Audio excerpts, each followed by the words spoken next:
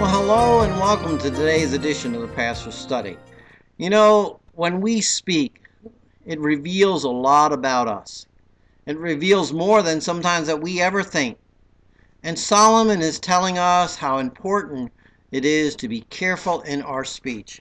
He tells us in verse 18 of chapter 10, he says, the individual who conceals hatred has lying lips.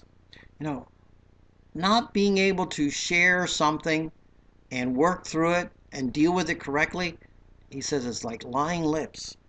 But he says that same individual who spreads slander is a fool. That individual who speaks harshness, who pours out lies, that man is foolish.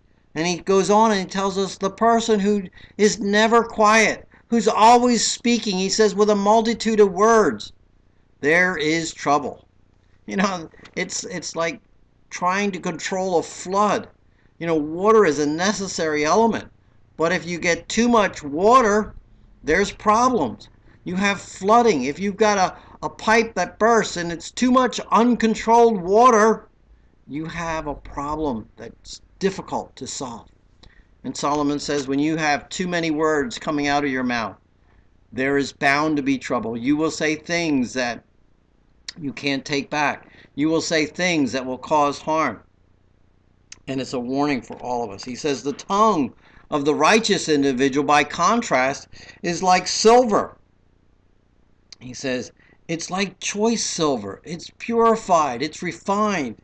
It's valuable. But the heart of the wicked is worth little. Because what comes off the tip of the tongue is coming out of the heart.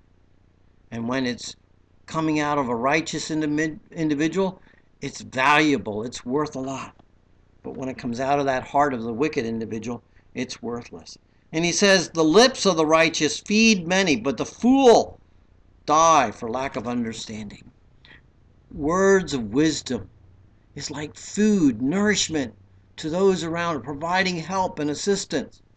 But foolishness spoken by a wicked individual, it's destructive and harmful. What a challenge for us on how we speak. And we think about what are the blessings of the Lord. Those rich and wonderful blessings that come from God. How we speak. How we can encourage other individuals. That's how we should live. Speaking the truth in love in a way that encourages and lifts others up. Until next time in the Pastor's Study, I'm Ray Bertolette saying goodbye and may God bless.